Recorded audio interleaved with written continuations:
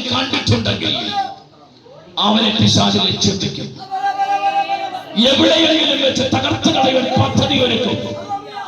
പക്ഷെങ്കിൽ ദൈവം തെരഞ്ഞെടുത്തത് കൊണ്ട് പിശാച് നിനക്ക് ഒന്നും ചെയ്യാൻ പറ്റത്തില്ല. ദാവീദിനെ കൊല്ലുവാൻ ഏകദേശം രാജാവ് രാജ്യത്തിന്റെ സകല സംവിധാനം ഉപയോഗിച്ച് 21 പ്രാവശ്യം ശ്രമിച്ചു. പക്ഷെ നടന്നില്ല. ആരാധിക്കുന്നവനെ പരാജയപ്പെടുത്താൻ പറ്റത്തില്ല. കാരണം നിന്റെ മേൽ ഒരു രാജകീയ അഭിഷേകമോ പരിശുദ്ധാത്മാവിന്റെ അഭിഷേകമോ ഈ അഭിഷേകമുള്ളതിന്റെ തകർക്കാൻ പറ്റത്തില്ല.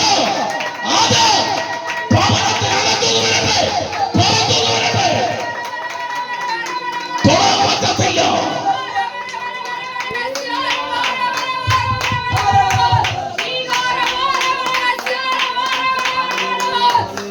അതിന്റെ കാരണം സ്തോത്രം നിന്റെ മേൽ ഉള്ളത് ഭയത്തിന്റെ ആത്മാവല്ല.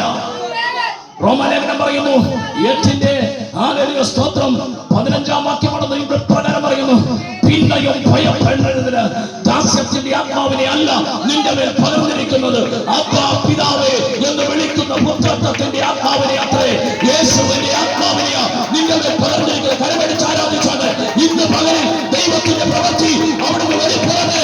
പോരാടുന്ന സകല പോരാട്ടങ്ങൾ ഇന്ന് അഴിഞ്ഞു മാറട്ടെ.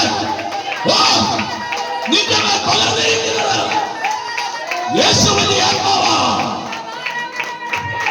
യേശുവിന്റെ ആത്മാവുള്ളവരെ പരാജയപ്പെടുത്താൻ പറ്റത്തില്ല.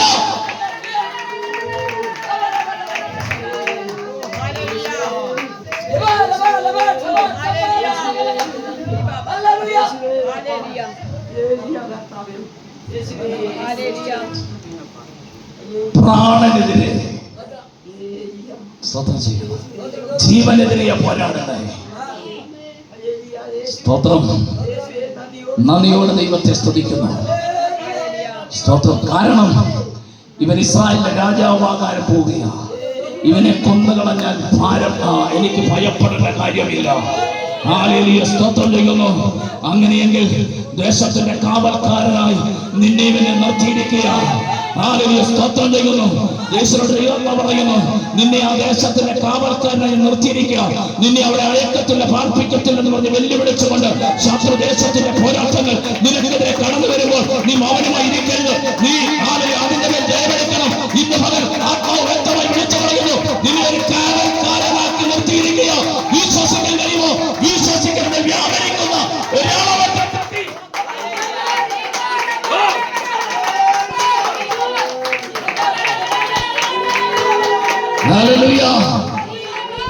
അങ്ങനെയെങ്കിൽ നമ്മൾ ഓരോരുത്തരും ദേശത്തിന്റെ കാവൽക്കാരാണ് പദ്ധതി ഒരുക്കുമ്പോൾ ഇന്ന് പകൽ പരിശുദ്ധാത്മാവ് വ്യക്തമായി വിളിച്ചു പറയുന്നു, നീ പരാജയപ്പെട്ടു പോകരുത്, നീ നാളിലും മടുത്തു പോകരുത്.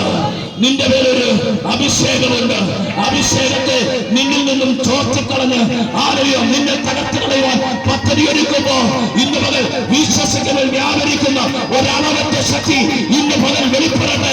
വിശ്വസിക്ക് കരമടിച്ച് ആരാധിച്ചാണ് ആത്മശക്തി ഇന്ന് വരെ പ്രാപിച്ചിട്ടില്ലാത്ത ഒരാത്മശക്തി നിന്റെ മേൽ വെളിപ്പെടുന്നു.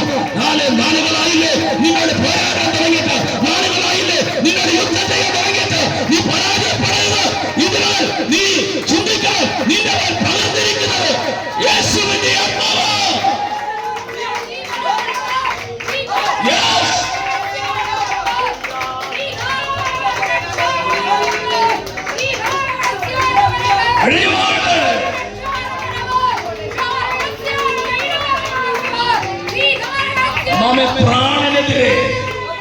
പ്രാണനെതിരെ നിന്നെ തകർത്ത് കളയുവാൻ, നിന്റെ പ്രാണനെ തകർത്ത് കളയുവാൻ പദ്ധതി ഒരുക്കിക്കൊണ്ട് ശത്രു കടന്നു വരുമ്പോ നിന്റെ മേൽ പകർന്നിരിക്കുന്ന അഭിഷേകം യേശുവിന്റെ ആത്മാവ്.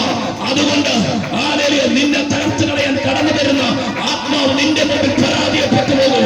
കഴിഞ്ഞ നാളുകളിൽ ഇല്ലാതാക്കുവാൻ ശ്രമിച്ച അന്ധകാര വ്യാപാരങ്ങൾ, അന്ധകാര പോരാട്ടങ്ങൾ തകർന്നു മാറട്ടെ. നിനക്കെതിരെ ലക്ഷ്യം വെച്ച് കടന്നു വരുന്ന സകല പോരാട്ടങ്ങളും യേശുവിന്റെ നാമത്തിൽ അഴിഞ്ഞു മാറട്ടെ. വെളിപ്പെട്ടു വരട്ടെ.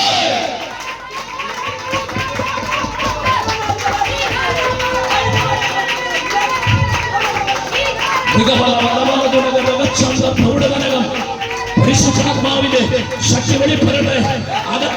അകത്തെ കണ്ണ് തുറന്നാൽ ഇന്ന് പകൽ നിന്നോട് പോരാടുന്ന ചില ഇരുളിന്റെ അധികാരങ്ങൾ വിട്ടുപോകുന്ന നിനക്ക് കാണുവാൻ കഴിയും. യേശു കർത്താവ് ഇന്ന് പകൽ ഇതിനകത്ത് ഇറങ്ങി വരികയോ.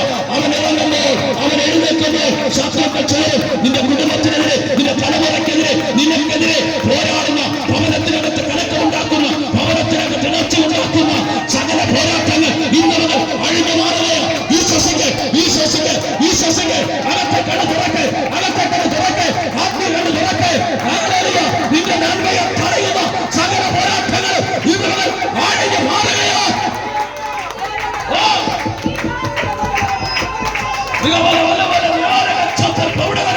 ഇന്ന് പകൽ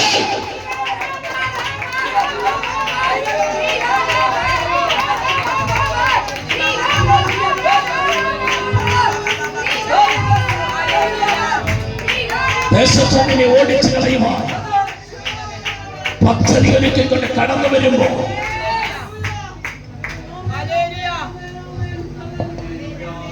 നമ്മുടെ മേൽ പകർന്നിരിക്കുന്നത് പരിശുദ്ധാത്മാവാണ്.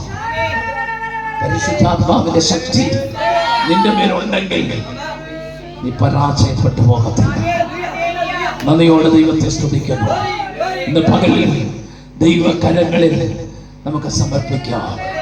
എന്റെ വാക്കുകൾക്ക് വിരാമം കുറിക്കാൻ ഞാൻ ആഗ്രഹിക്കുക. നന്ദിയോടെ